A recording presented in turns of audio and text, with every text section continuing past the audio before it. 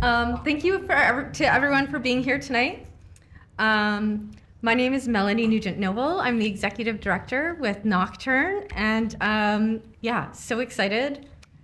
Day 2 of 4, really getting into the swing of things.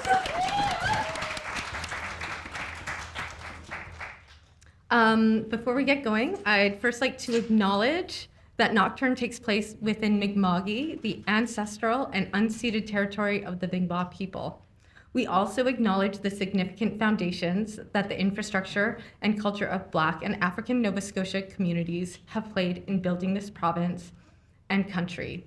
We work to collaborate, amplify, and connect with the many art communities that live and work here in Mi'kmaq.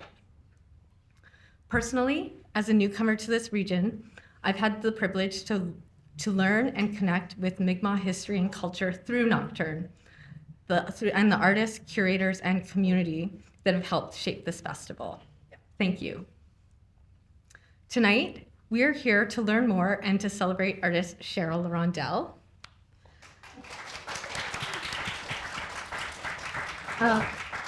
Based in Saskatoon, Saskatchewan, Cheryl L'Hirondelle identifies as a Cree half-breed German-Polish with family roots from Treaty 6 Puppets First Nation, mīhkiwapyahkāskwan, Edmonton, and Kikino Métis Settlement, Alberta. Alberta. She holds a master's degree in design from NSCAD University, Inclusive Design Program, and is the director of the Mayo Music Incorporated, an Indigenous publishing company and record label. She was awarded 2 Imaginative New Media Awards in 2005 and 2006, and 2 Canadian Aboriginal Music Awards, and received the Governor General's Award in Visual Arts and Media in 2021.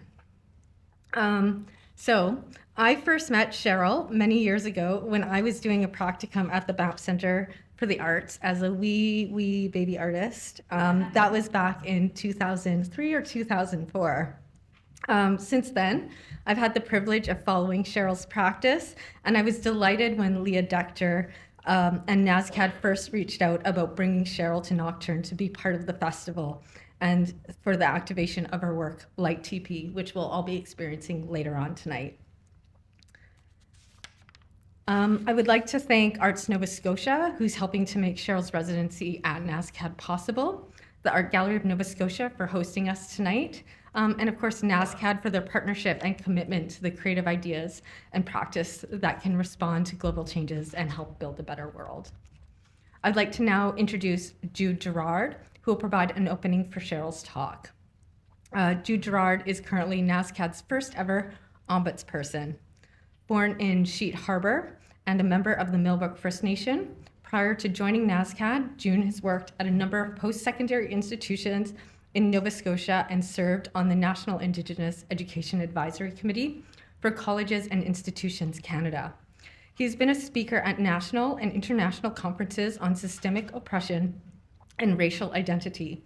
He is trained with international equity leaders in cultural proficiency, cultural humility, and was the first Canadian to be trained as a facilitator at Beyond Diversity 2, Courageous Conversations About Race, and received an award of recognition from the Pacific Educational Group for his work in reducing the achievement gap for First Nation and African Canadian students. He has worked for several federal departments, including the RCMP, Correctional Services Canada, and Veterans Affairs. He's also worked for many departments within the Nova Scotia Public Service, including education and early childhood education, where he helped establish treaty education in Nova Scotia.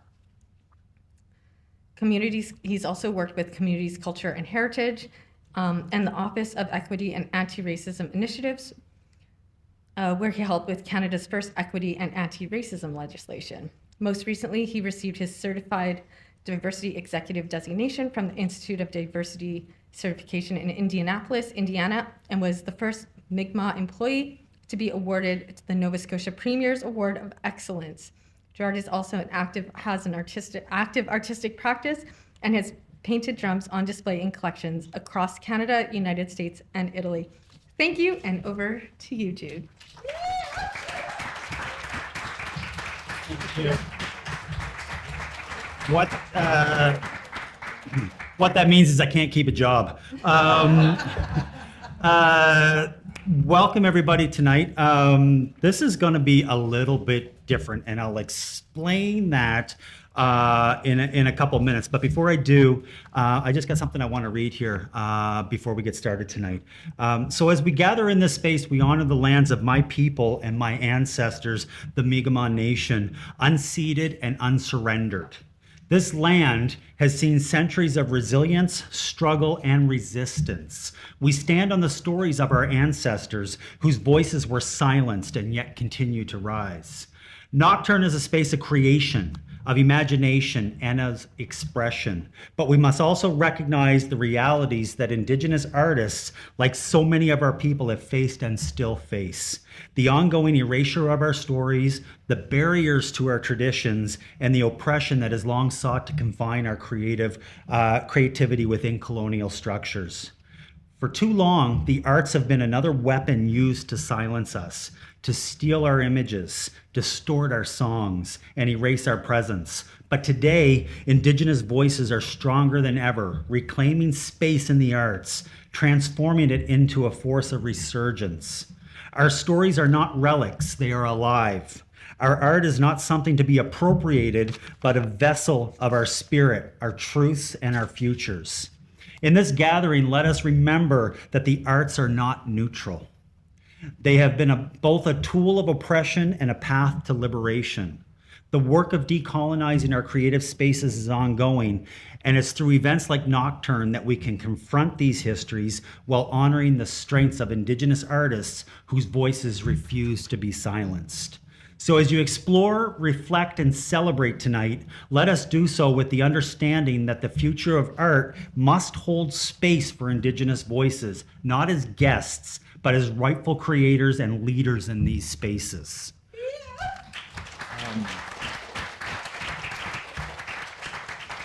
Now on to the fun part. I was asked to come here tonight to do a smudge and an opening prayer as we start this gathering this evening. Unfortunately, I can't do it. No, yeah, well, y'all got a role to play in this, okay? It's not the fault of the staff here at the Art Gallery of Nova Scotia. They are absolutely wonderful, okay? Absolutely wonderful. I've worked with them for many years here. Several years ago, I came in and I did a smudge and a prayer for an exhibit that was happening. There were, the whole exhibit was around human influence on urban animals. An artist had had picked up a bunch of animals from all across the country. Most of them were from downtown Toronto area, if I can remember correctly, that had died at the hands of us, right? Whether that's flying into windows as birds, whether that's being hit by a car as a fox or a deer. And there were animals all over the gallery, right? Taxidermy animals. So I came in and I smudged every single one of them. I think there was about 150 different animals in the gallery. So smudging can happen here with the help of the staff because, like I said, they're absolutely wonderful. However, we've got colonial policies that are preventing us from doing it. Okay? We've got colonial policies that are preventing me from exercising my constitutionally guaranteed rights at this very moment. So what I ask each and every one of you to do, if you're from Nova Scotia, please write your MLA and ask them why at an Indigenous gathering at the Art Gallery of Nova Scotia we were not permitted to smudge, just so we can get some clarification, because the only way we're going to change is if y'all help us change, okay? The power's yours. We didn't get the right to vote until 1960. So I ask each and every one of you to do your part through this walk of reconciliation. I'd rather reconciliation, and write and ask why we weren't able to smudge at an Indigenous gathering at the Art Gallery of Nova Scotia. All right. So with that being said, I'm still going to do my prayer, and I'm going to pretend to smudge. So as you write, you can also write and let them know that the person that was doing this pretended to smudge. Okay? I want to honor my grandfather. I want to honor my great-grandfather, who as a very, very young child, attended the Indian Day School in Shuvanjan for one day, where he was beat and ran away from that school, and he hid in the woods for many, many years. And because of his experience, he did not teach the language to my family. We didn't go to the Indian residential school in Shuvanjan, but we're still suffering the same consequences through loss of language, loss of culture. So I'm offering this artificial smudge to him. All right. This is a prayer I wrote a while back. I was just about to get my matches out. Oops. This is a prayer I wrote quite a while ago, and it really speaks to this decolonization process. There's a couple things within this here. One of the pieces that I really look at when we want to decolonize our spaces and places, we have to start with our own minds and mindsets. And for me, that goes right back to the very basics of gender and gender identity. This binary system that we're living in right now was not ours. We didn't create it. We never had it. We didn't follow it. That was a colonial oppressionistic piece that was put on our communities. So this prayer speaks to that. It also speaks to another very Western way of looking at direction, right? We learn as young children when we're involved in scouts or when we're involved in guides. I was involved in scouts myself. I was a scout leader for many, many years, and we lie to y'all, right? We talk about these 4 cardinal directions, but when we do that, we forget about 3 other very important directions. We forget about the direction above us. We forget about the direction below, Mother Earth, that place where we all come from and we're all going to return eventually. But most importantly, we forget about that direction within, because this is the only direction that we have control over, that we can change. I can't change any of y'all, but I can change myself in here. And what I do is I change myself in here and I surround myself with like-minded folks. And eventually we start to create that change in society. So this prayer speaks to that as well. So I'm not going to light my smudge, but I'm going to assume that it's lit. And we're going to do this. Ironically, these things, they don't go off with smoke. They go off with heat. There's not enough flame in this to make those go off, right? This has only ever happened to me once, I will say. I have to be honest. One time an alarm did go off, and that was down at Pier 21. I had 265 middle school kids with me from all across Nova Scotia. We had to evacuate. They were so excited when the fire trucks pulled up. It was the best exhibit of Heritage Fair that day. So I'm not going to light my smudge, but I am still going to go through the process. So I would ask you, if you are able to stand, please do so, and just bear with me as we get going here and I get my bearings.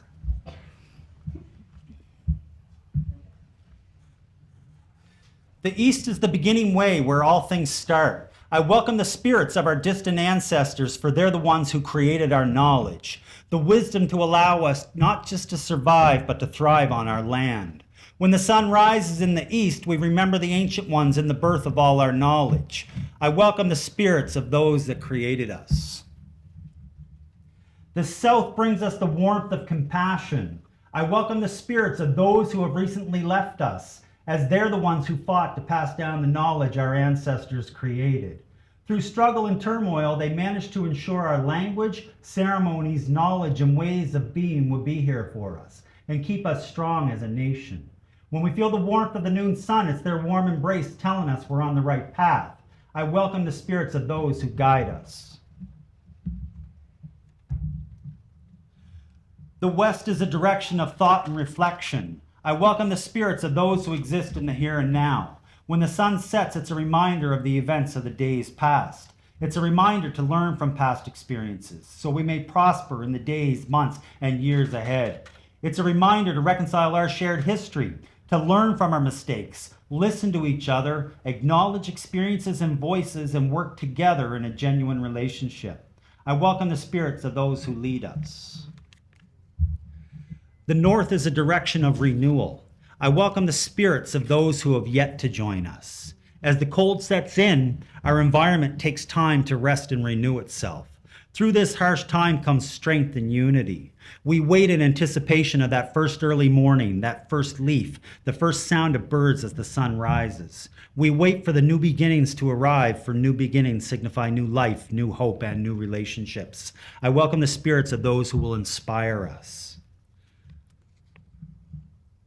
Above us is the direction of protection. I welcome the spirits of our fathers, grandfathers, brothers, uncles, sons, and partners. I welcome the masculine spirit that's also found within the feminine. May you continue to protect us as a nation, as a community, as individuals, as we are all on the same path but in different stages of our journey. I welcome the spirits that protect us.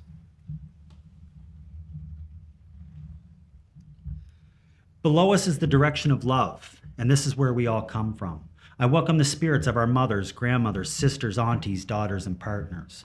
I welcome the feminine spirit that's also found within the masculine. May you continue to love us, teach us, and guide us as a nation, as a community, as individuals. And we are grateful for all that you instill in us, and we know that love is the greatest form of protection. I welcome the spirits that love us. Looking within, we find the direction of growth. As we reflect on our lives, we recognize the need to learn from our mistakes. We learn from all the directions. We embrace the knowledge of the spirits that created us. We learn from the spirits that guide us. We have faith in the spirits that lead us. We keep ourselves healthy both mentally and physically and anticipate the future spirits that will inspire us. All of this is possible because of the protection and love that surrounds us. I welcome the spirits of continual growth. With that being said, I just want to say in Sinogama, all my relations, thank you very much, Walalio, and I hope you enjoy the talk this evening and the performance that's going to happen afterwards. Walalio.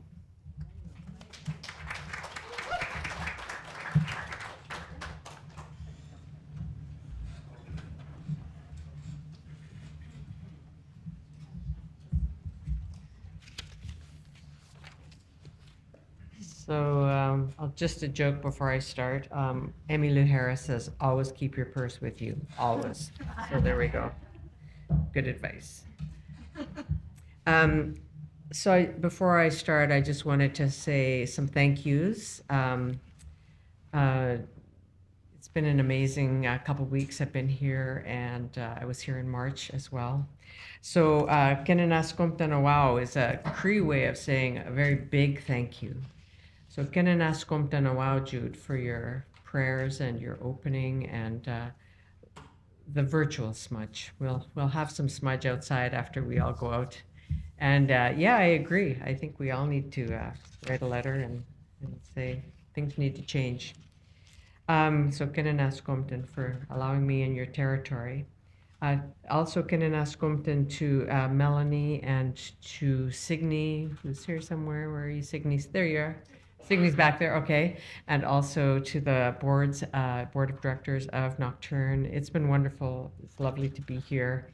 To Erin Langell, I hope I said her name right, and the Anna Leonoans Gallery for the funding and for bringing me here. To Leah Dector, who's, if you ever want a dream person who kind of makes sure that a lot of the administration and endless emails are taken care of, Leah's the person and is an artist in her own right. So I think I owe you, my friend. I'll have to find a way to pay it back.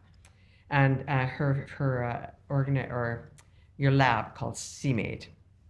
Also to Laura Carmichael, thank you so much for inviting me here and making this a lovely place to have a talk. I have to thank everyone, boy. Also to the ASL translators, thank you for your amazing translation. Really appreciate. This is, I think, the only thing I know how to say, so I'll just say that. I think I know a couple dirty things, but I won't go there. Boyfriend a long time ago, but anyway. Let's see, I also want to thank all of the amazing NSCAD professors, David Clark. There's just been so many friendly, capable, collegial, amazing people who I've got to spend time with in the last 2 weeks of being here.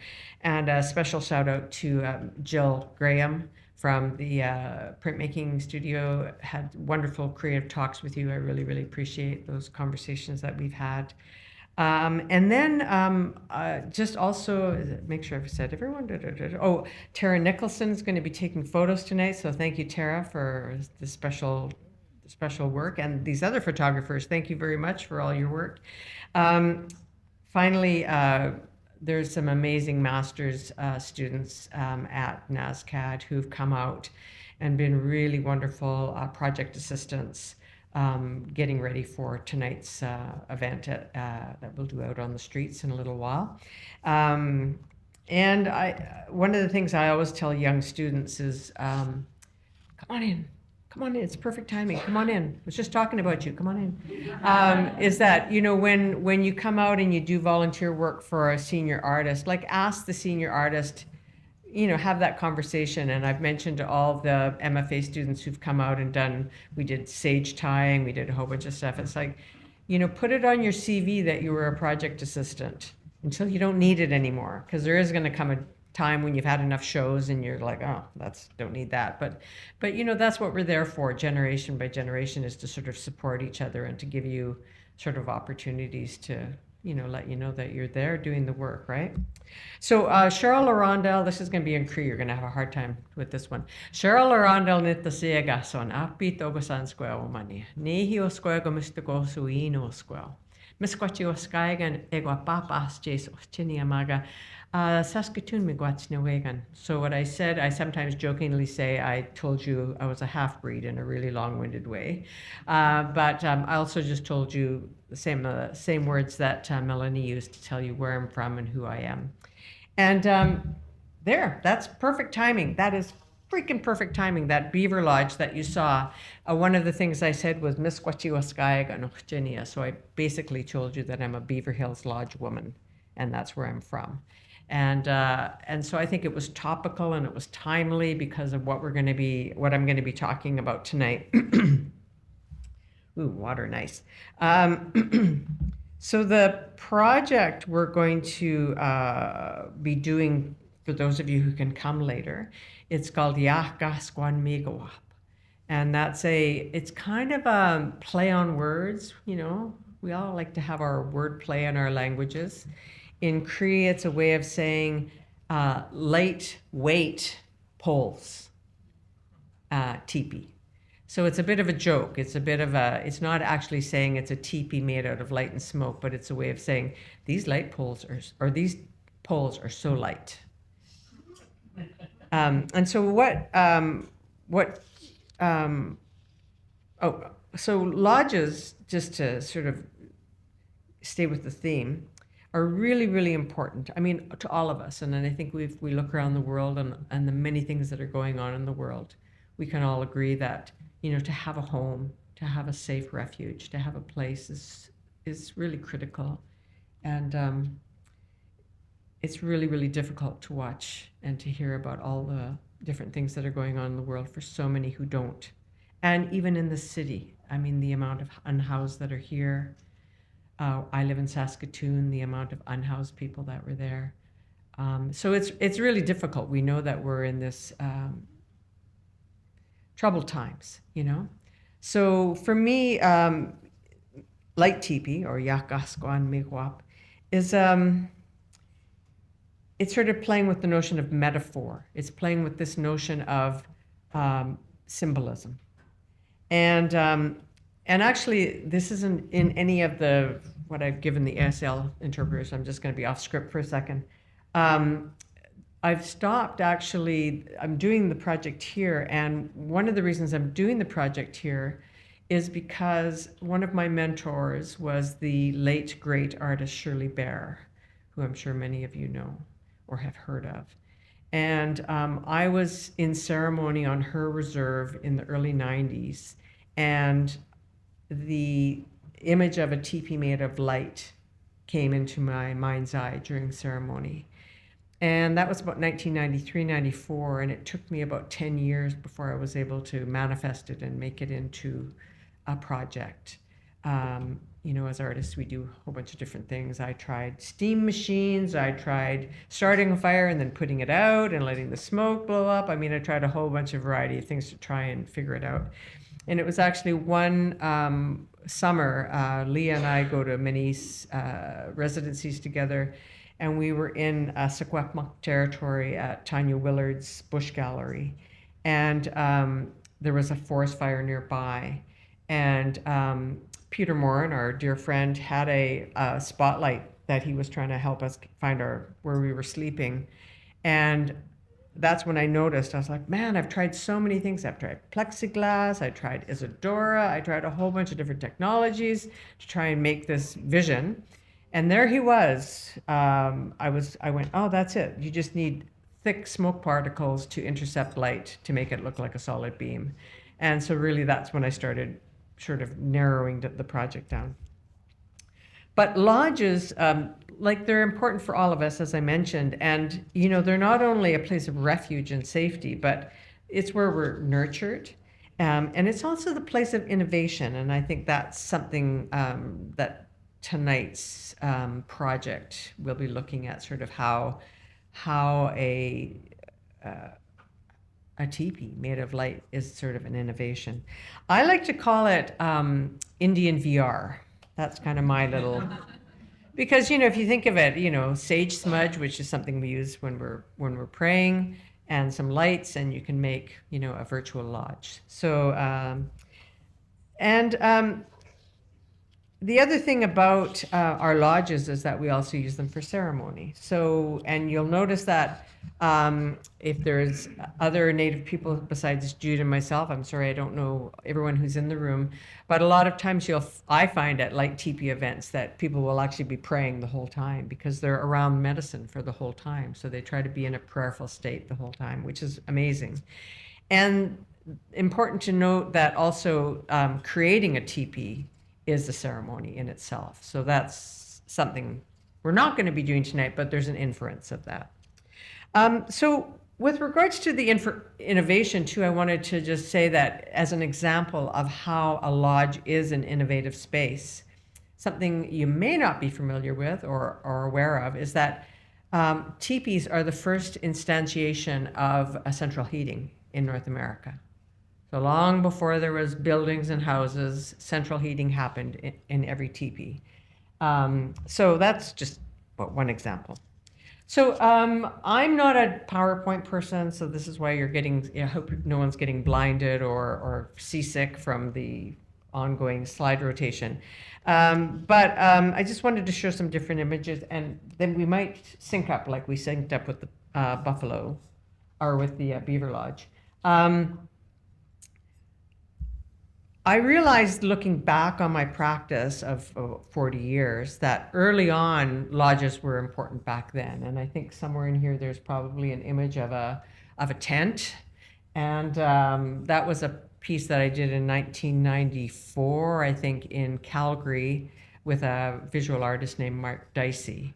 So early on, I started realizing that, oh, these lodges want to keep coming back. And then 2 years later, and I don't have an image for it, but 2 years later, I did a performance piece. We had this great place that David knows about called Graceland, and it was a junkyard.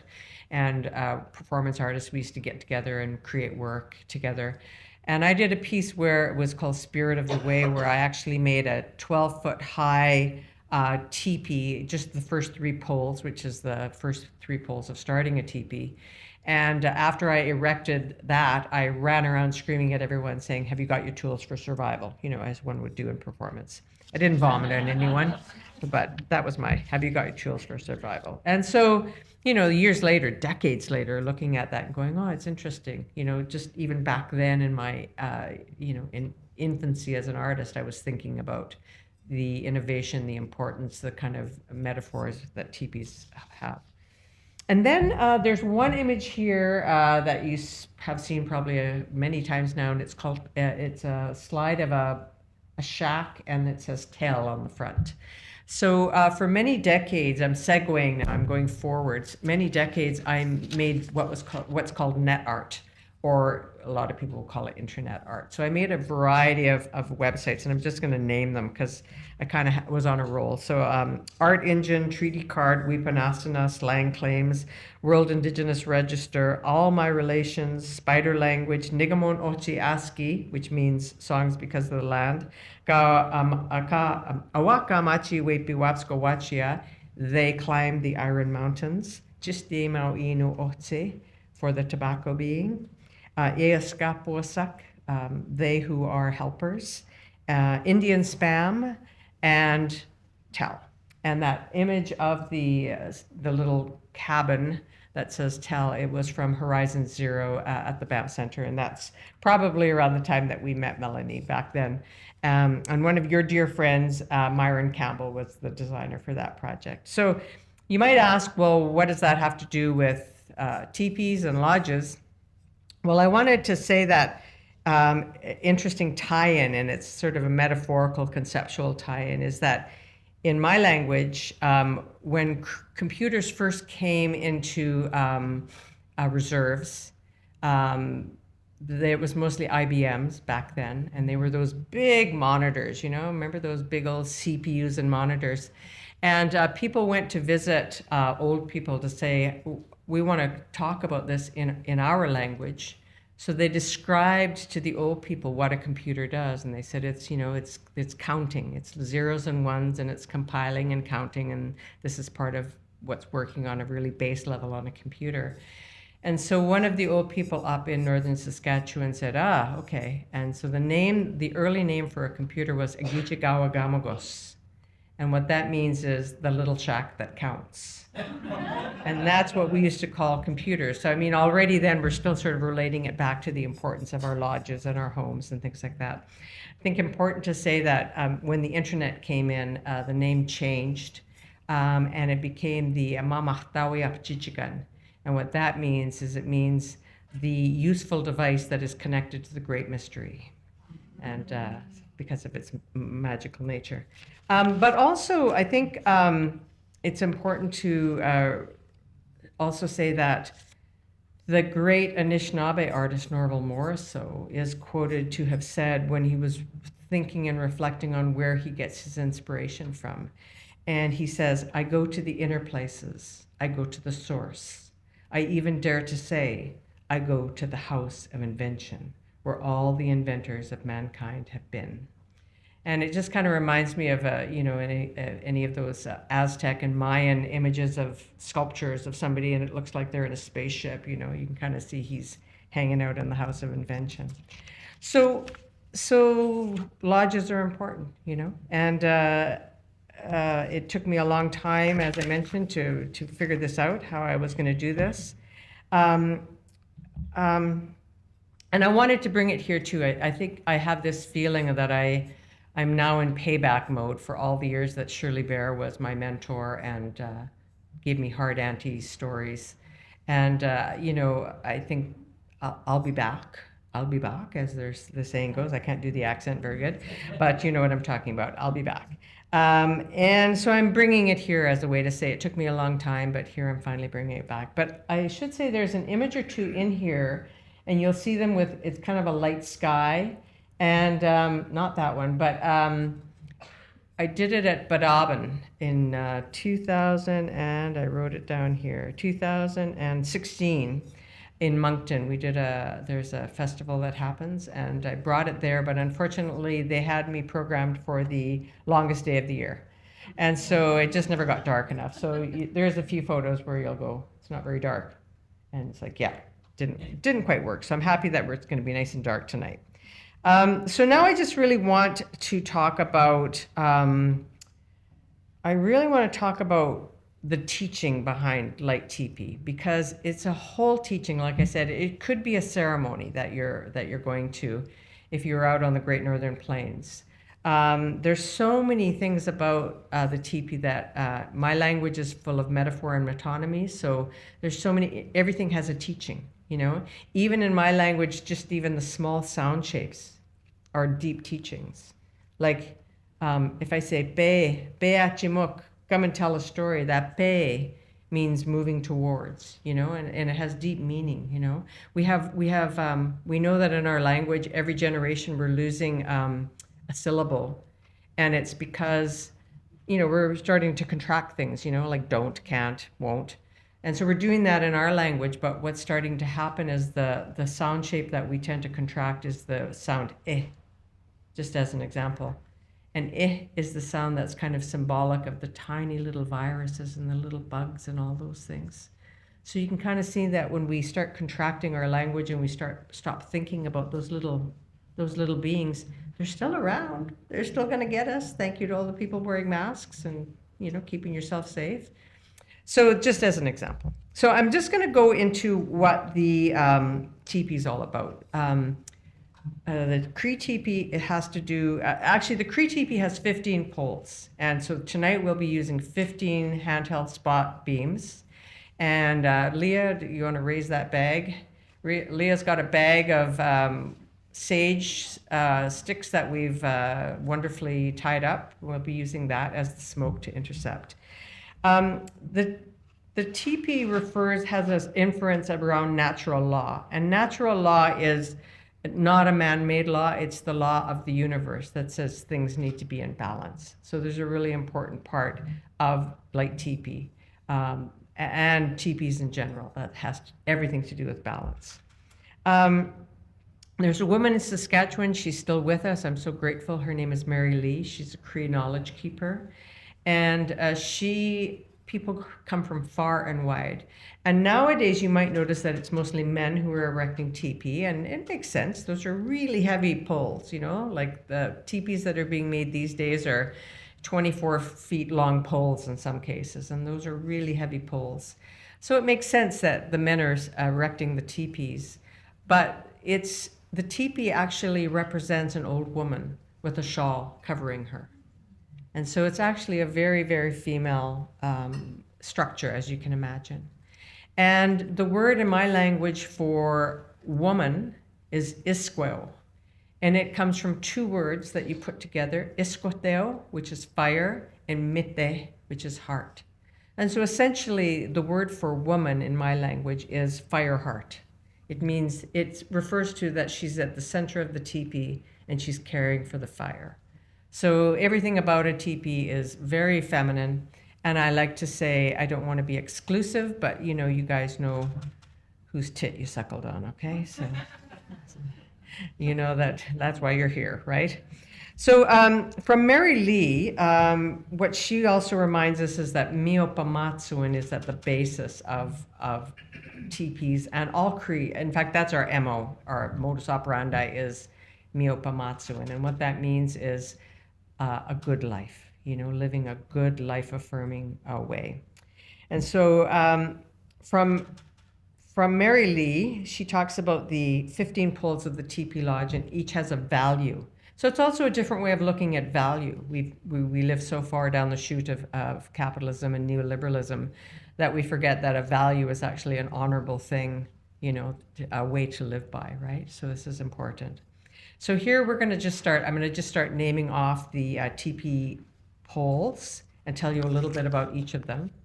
And actually, I do come from a family that makes a long story short, so somebody has to keep an eye on me and say, you're starting to bleed into performance time. So give me like maybe a 5-minute and say, you should be wrapping up. And I can do that, okay? Yeah, thanks.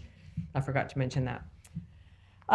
So the first pole, there's the first 3 poles of a teepee are what's the tripod, and you would always start with 3 poles and you would raise them together. And the first 3 poles are obedience, nanahitamuan, respect, gijihtamuan, and humility, tapateimsuan. Obedience represents that it's important to accept guidance and wisdom from outside of ourselves. And obedience is one of the poles that's actually at the doorway. So it kind of lets you know that if you were going into a teepee, there's protocols of being inside this space that are important protocols. The second pole of that tripod is respect, and respect teaches us that we must honor the basic rights of all others, including the more than human. The third pole in that tripod is humility. And it reminds us that no one is above or below anyone else. And in fact, so much so that if you were to look at Cree writing, excuse me, I have syllabics on my arm, and as you'll notice, there's no capital letters, right? So there's no notion of proper nouns, in Cree. Everything, needs to work with each other, with the others, So much so that if, for instance, you had a lodge that had mice, your job is not to kill the mice. Your job is to try and figure out how to live with the mice. You try to live together.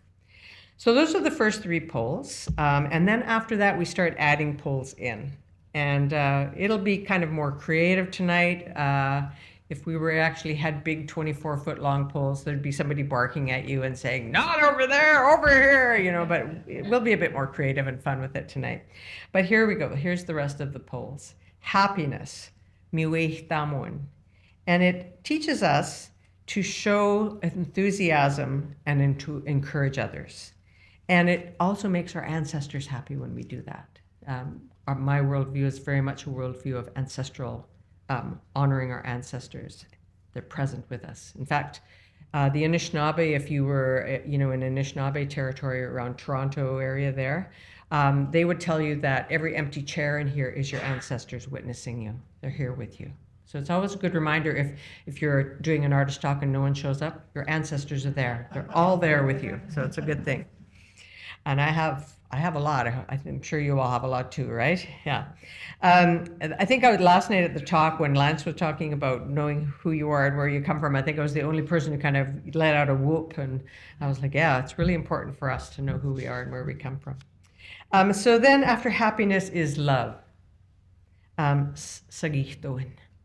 And what love teaches us is that we need to live in harmony and balance. So you can start to see that natural law there. We need to accept one another and be kind, and also kind to ourselves, as you pointed out, Jude. That inside place, we need to really nurture that. Then is faith, tapatim tapoitamon, and what faith teaches us is that we need to believe and trust each other, but not only that, we need to believe in a power greater than us. If that's Mother Earth for you, if you have a belief system, that's part of that. There's something bigger than all of us. And the next one is kinship, yahkāskwan. And yahkāskwan is kinship, and it teaches us that family is what ties us to the roots of the earth. Without kinship, you're just a floundering ship on an open sea. And it also gives us a sense of belonging. In this case, we're part of an art community here, so it's important that we are kin. Cleanliness is kanahchiwan. And it doesn't mean just like being clean, which, though that's important these days, washing our hands and all that. But it's also about cleanliness of spirit. And always trying to have good, positive thoughts. And so when we were doing the smudge ties yesterday with the MFA students, it was like, we're not going to tell any so-and-so's an asshole stories. We're going to just try to tell funny jokes, tell funny stories. We need to keep it kind of light and clean and fun, So that's important. Because we can go down that road, right? Then the next pole is thankfulness, and that's NSCAD. And what that teaches us is, I was told by elders that they used to wake up every morning, regardless, and if they breathed another breath that day, and if they could open their eyes and see something, that's enough to be grateful for, that you just get to live another day. And one of the things my mom taught me, because she could see that I was going to be an artist and I was going to be traveling all my life, was that my mom said, whenever you go to someone's territory, first thing to learn is how to say thank you in their language. So that's a good example, good thing for everyone here to think of, I get Waliwan and Walalan mixed up just because I spent so much time with Shirley Bear. But, that's kind of something I'm proud about, that I can go someplace in the world and express gratitude. And it means a lot. So the next pole is sharing or compassion. And it's a wichihtuan. And it teaches us that we need to be part of a family and a community, and we always need to share our resources and help each other out. I was telling some of the young MFA students that whenever I travel, I always say that there's a certain amount of what I'm making as an artist fee that I try to leave in that community. I buy things, you know. There's a certain amount that I also have in my pocket. So if there's people on the streets who ask me for something, I can. So it's just a way of, you know, being mindful of how we can be part of something together, right? And I guess probably the other side of it would be is if you need help, don't be afraid to ask, right? Good child rearing is a really important pole in a teepee. It's mīhkiwapyahkāskwan, big long word. And in a teepee, if we were building a teepee, it would be one of the last poles inside the teepee, and it's where you would wrap the whole outside skin of the teepee too. And then you wrap it all the way around, and it's tied to that pole. And it's because children are a gift, right? Children are a gift, and they're our future. So you always, you know, have to make sure they're the most protected. And so that's why the teepee pole of good child rearing is in the very center of the teepee. And then there's one more pole that makes up the teepee proper, and it's called baksimon, or hope. And what it teaches us that we must always look forward, and we must always be thinking ahead, you know, and that we must, with that sense of belief and faith and all of our things that we're doing, it helps us to remind us that the seeds that you're planting will bear fruit for the future, right? So that's why, so it's just such a life-affirming structure. There's no you know, there's no outhouse poles on the teepee. There's no potty mouth poles. I do that myself normally, so I'm good there. There's 2 more poles in a teepee, and tonight, normally those poles would be on the outside of the teepee. You may have seen on teepees, there's 2 what are called wind flaps or wind control flaps. But for my project tonight, we're putting them inside the teepee, and I've named them kind of in keeping with Mary Lee's teachings. One I'm calling protection, nata mustawan, and it's a responsibility for us to achieve balance and well-being. And I think you addressed that so much when you were talking about protection, you know, that balance even in yourself, you know. And then the other one that I've named is, I call it freedom or tabimsuan. And it's not what normally you would think of in, you know, a lot of people think, oh, freedom, right on, wild abandon, I get to do what I want. And it's not that. It's actually, if you think about a lot of teachings, a lot of knowledge that you're gathering in your life, there comes to a certain point where you are able to be self-determining.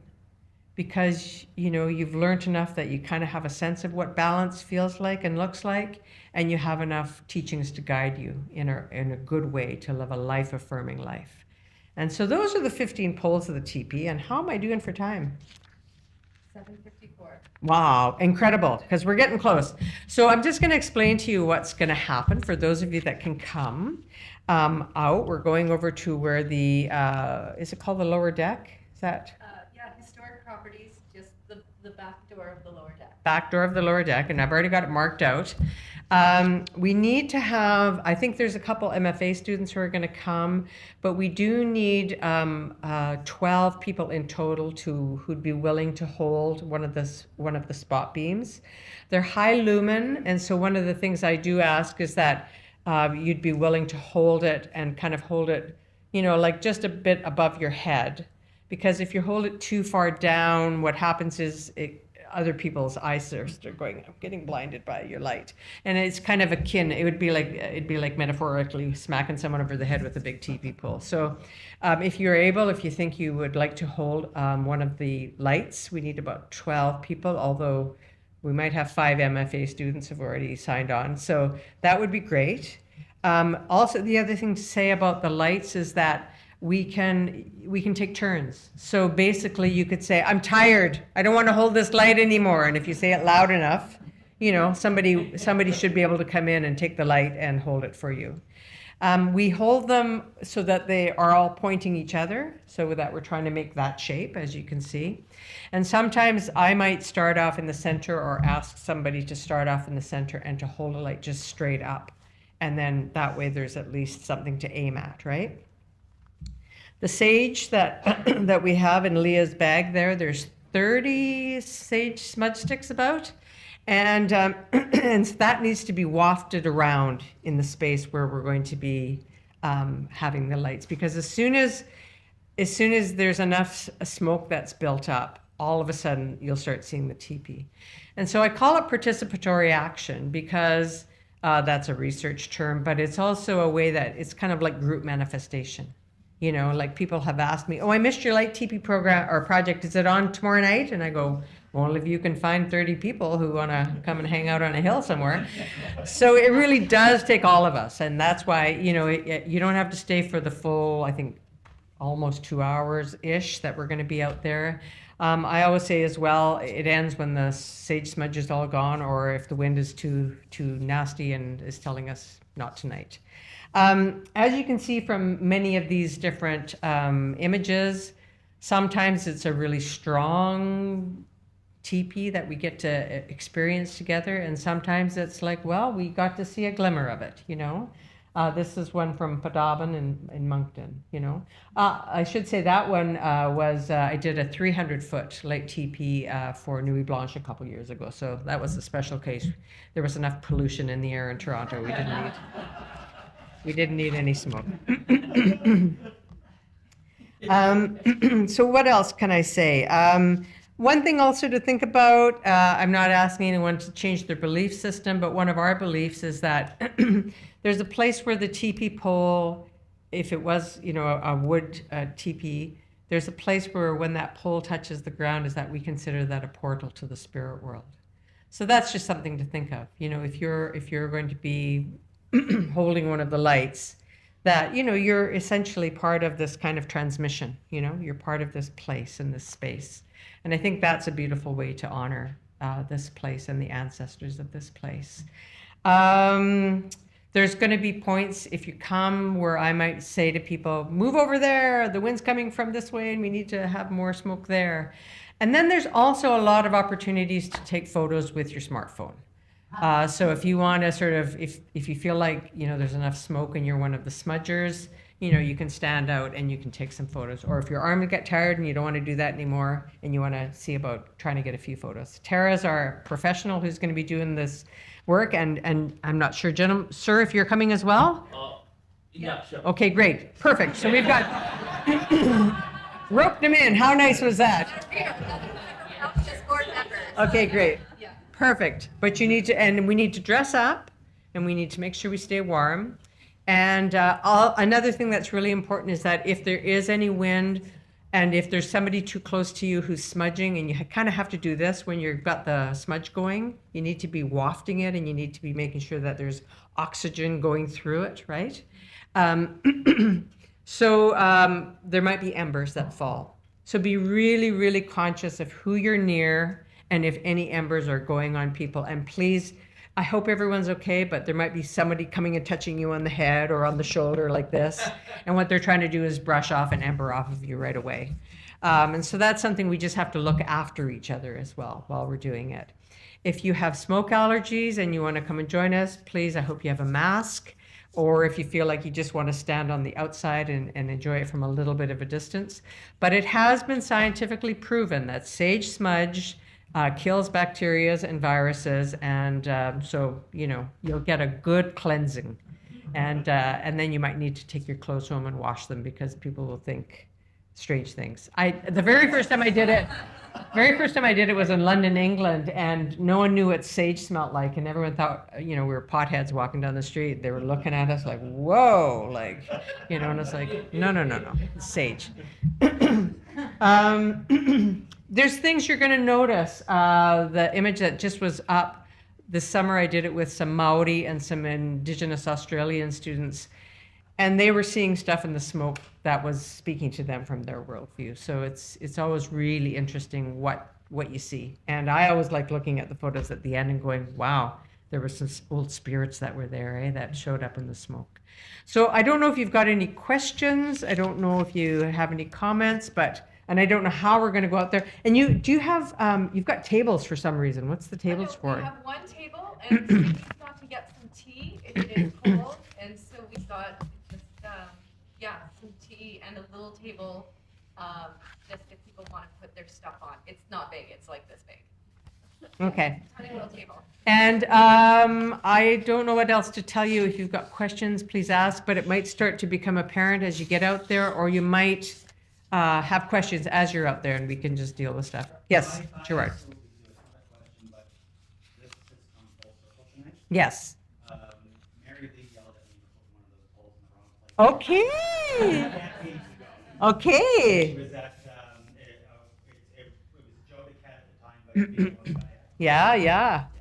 She's an older lady. She's slowed down quite a bit now. She's but you know, everyone goes to her. That's her family's teachings. And so, you know, it's probably a good thing. I've been yelled at by many elders that I'm very proud of. You know, in fact, Shirley Bear was tough on me too, man. Holy crow. But taught me how to toughen up, you know, like and figure things out. Yes, question. Hi, So, nice to see you again. Nice to see you again. Yeah.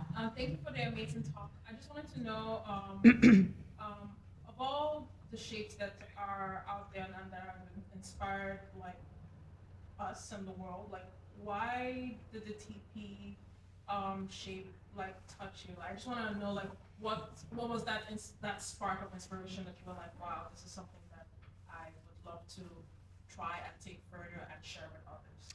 That's a really good question. And all I can tell you is that for many decades as an artist, I've really paid attention to when things flash before my eyes, or even in a full-on dream, laying and sleeping. Because in my worldview, those are my ancestors. They're giving me things, you know, and they're putting it in front of me and saying, pay attention to this. I don't think I even know yet. I think this is a long journey. And in fact, I will say, I think I almost said it, but now with a lot of the forest fires, I've actually said no to a lot of people who wanted like Tipi. Because, you know, I mean, there's been so many people deposed from their homes, from northern communities, and I'm not going to have like, let's get out there with our sage and have a light teepee. It's like, it's almost disrespectful, you know? So I'm rethinking what light teepee is because of the amount of forest fires that we're dealing with and the amount of displacement. So I'm still learning. It's like I'm just a baby still trying to figure out why are lodges so important to me. I think it's kind of obvious. Like we all need a place to call home. We all need refuge, you know. One thing that I also know that I didn't mention that was in my notes, in our ceremonies, we do ceremonies in lodges, and some of our lodges are ceremonial lodges. And we also know that that's the only place where a meaningful change happens because, you know, there's that old adage, the only thing stable is change, or the only thing that changes, or I think that's the way it is, the only thing stable is change. So that happens in those lodges as well, is that when there's ceremony, you're able to go beyond, but you need that safety in that place. So good question, and I think that's a good question for all of us to think about. Why is home so darn important to us, and how can we all have a good home, eh? Yeah. Any more? Ah, yes, okay. Hi, thank you. Yeah, I'm curious if you mentioned when describing the poles that when you travel, you carry some things in your pockets that, you know, somebody might need, or so you can leave in the place where you travel to. What's in your pockets on your trip here? I brought money. I went to the bank and I got lots of toonies. So I have toonies to share with people.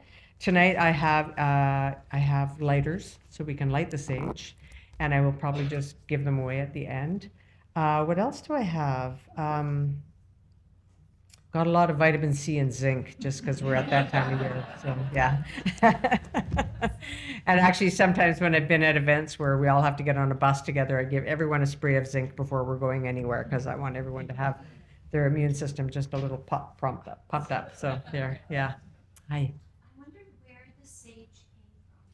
Thank you. The sage comes from, this sage specifically, like usually you can just go pick it in different places because the Great Northern Plains is a wonderful place for sage source. Not so much out here because it's a bit too moist, I think, and cedar and sweetgrass or some of your medicines here.